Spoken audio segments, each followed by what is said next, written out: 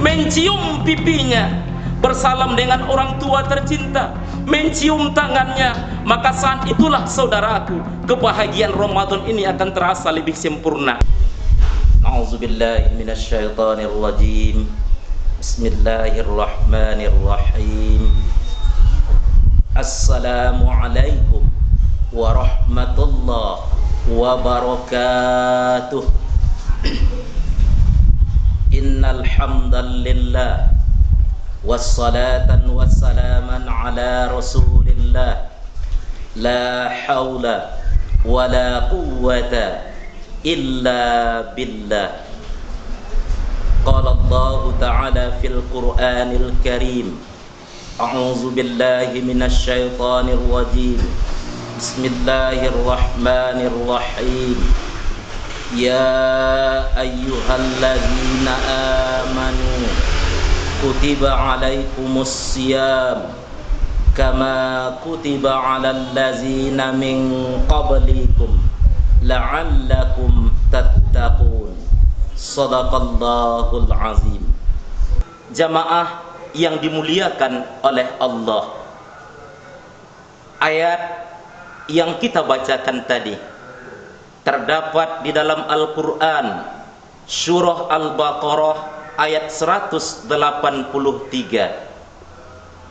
Artinya, wahai orang-orang yang beriman, telah diwajibkan kepadamu berpuasa sebagaimana yang telah diwajibkan kepada orang-orang sebelum kamu, agar kamu bertakwa. Kalimat kutiba di dalam tafsir bil maknal wujiba, telah diwajibkan kepada kamu melaksanakan ibadah puasa di bulan suci Ramadan. Lalu timbul pertanyaan, kepada siapakah kewajiban berpuasa ini? Kita buka di dalam literatur buku agama, dalam buku fikih dijelaskan kewajiban berpuasa itu melekat kepada yang pertama adalah muslim, orangnya Islam. Syarat yang kedua, balik atau sudah dewasa. Yang ketiga, sehat akalnya, waras orangnya. Lalu yang keempat, tidak ada yang menghalanginya seperti dalam keadaan haid atau nifas. Lalu yang kelima, bukan dalam keadaan musafir. Selanjutnya, sanggup dia melaksanakan ibadah puasa itu sendiri. Apabila ini sudah melekat pada diri seorang muslim, maka tidak wajib hukumnya untuk melaksanakan ibadah puasa di bulan suci Ramadan. Sedang mendengar yang dimuliakan oleh Allah Subhanahu wa ta'ala. Lalu apa-apa saja yang akan kita siapkan di dalam melaksanakan ibadah puasa itu sendiri, agar ibadah puasa kita diterima oleh Allah, agar Ramadan ini tidak sia-sia jamaahku, maka minimal ada 5 yang akan kita lakukan di dalam melaksanakan ibadah puasa di bulan suci Ramadan itu.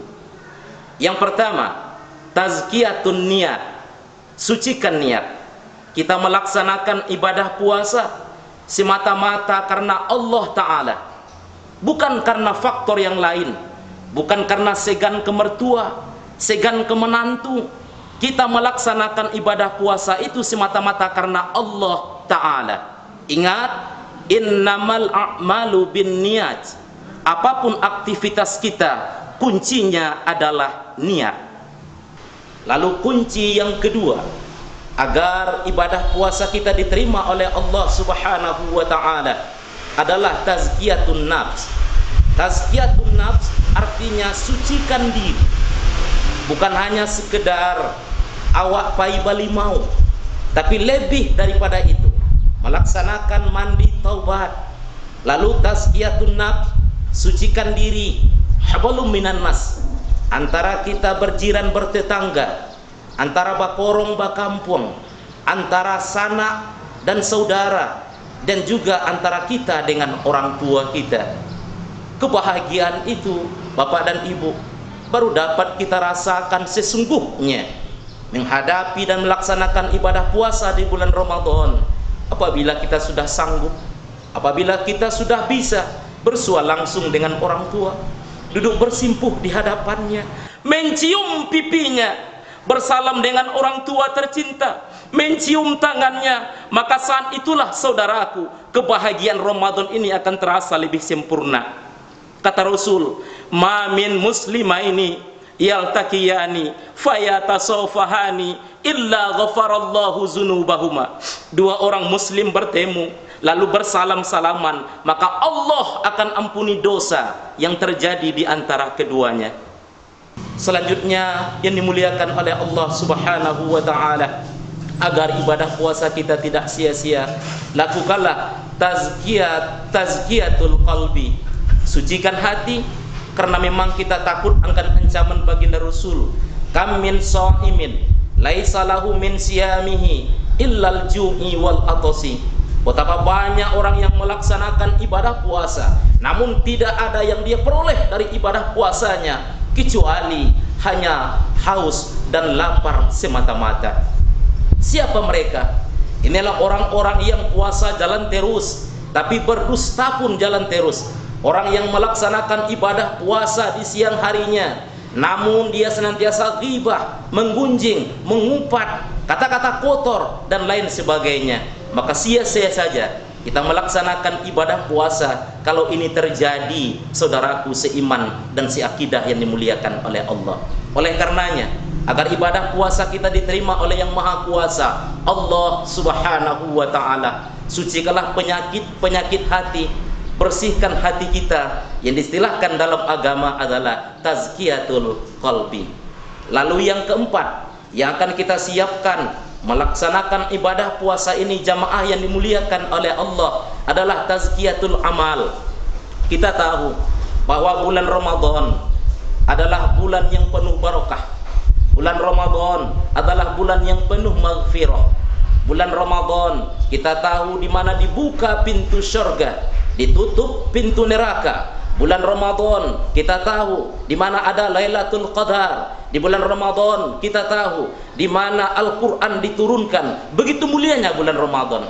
Bulan Ramadan diibaratkan oleh ulama, tak ubahnya bagaikan suatu lahan yang subur, tanah yang subur. Apapun yang kita kelola, apapun yang kita tanam, maka tanaman itu tumbuh dengan baik, tumbuh dengan subur, akan berbuah dan menghasilkan pahala yang berlipat ganda. Siapa yang melaksanakan ibadah puasa, beramalan di bulan Ramadan, maka Allah akan berikan pahala yang berlipat ganda kepada kita. Oleh karenanya, jangan kita sia-siakan bulan Ramadan ini. Mari kita laksanakan tazkiyatul amal, perbanyak amalan, perbanyak ubudiyah kita. Jangankan amalan yang wajib, amalan sunat pun kita laksanakan secara berjamaah. Terakhir yang kelima, saudaraku yang dimuliakan oleh Allah, tazkiyatul mal. Tazkiyatul mal itu sucikan harta kita. Betapa ada satu kewajiban di bulan Ramadan yang kita sebut dengan zakat fitrah.